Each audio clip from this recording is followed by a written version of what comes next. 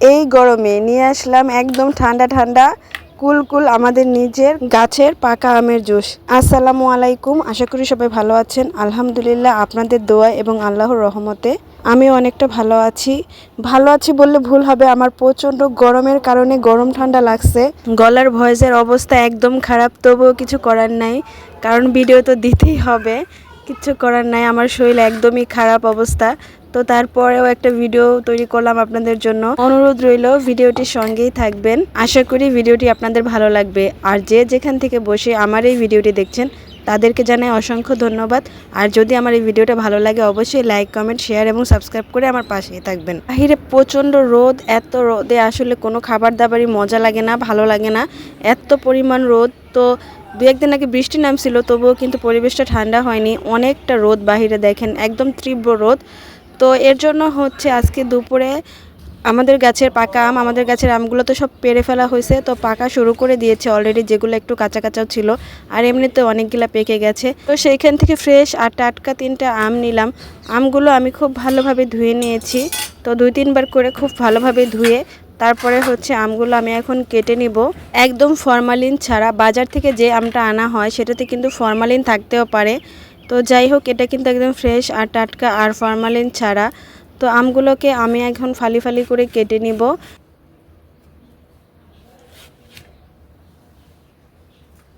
মাশাআল্লাহ, আমের কালারগুলো মোটামুটি ভালোই হয়েছে, কারণ আমাদের গাছের আমের কালারটা মানে এতটা লাল হয় না, একটু হলদে হলদেই থেকে যায়।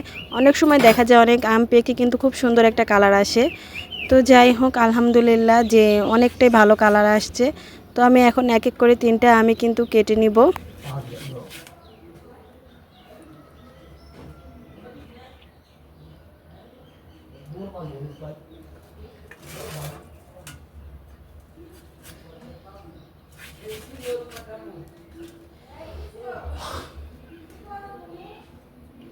আমি কিন্তু 3টা আমি কেটে নিয়েছি। এখন হচ্ছে আমি চামচের সাহায্যে খোসা থেকে আমগুলো সব ছাড়িয়ে নেব। চোকলা ছুলে নিলেও হতো, তবে পাকা আম অনেক সময় দেখা যায় ছুলতে গেলে আসলে ভালোভাবে ছোলা যায় না। এই কারণে হচ্ছে আমি আমগুলো চোকলা সহই কেটে নিয়েছি। এখন হচ্ছে আমি চামচের সাহায্যে সবগুলো আমি মানে চোকলা থেকে ছাড়িয়ে তারপর ব্লেন্ডারে নিয়ে নিব।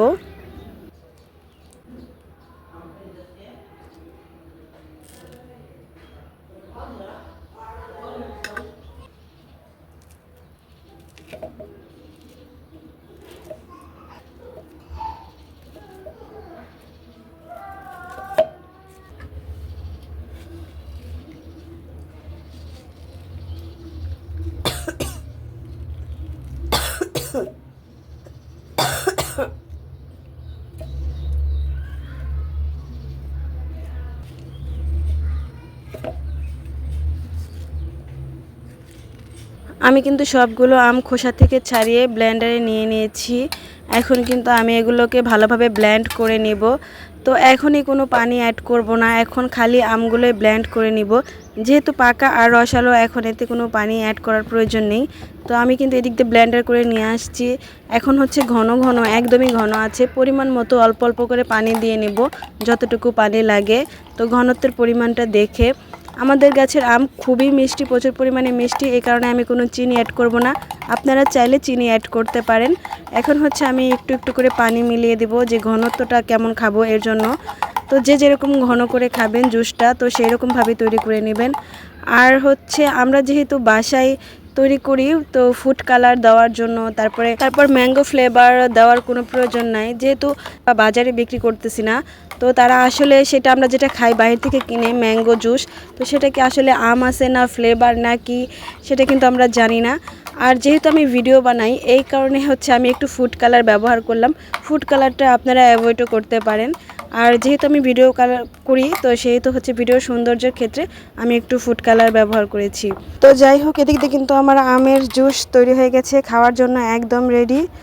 তো এই যে আমি এখন পরিবেশন করব। আর এখানে হচ্ছে আমি 3-4 টুকরা হচ্ছে বরফের খণ্ড দিয়ে দিব, কারণ যতটা ঠান্ডা হবে জুসটা খেতে কিন্তু ততটাই ভালো লাগবে।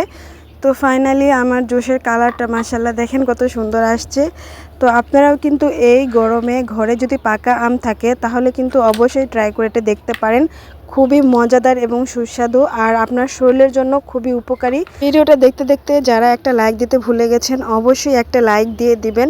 আর এতক্ষণ ধৈর্য সহকারে যারা আমার এই ভিডিওটা দেখলেন তাদেরকে জানাই অসংখ্য ধন্যবাদ। আমার গলার অবস্থা একদমই খারাপ, বাজে অবস্থা।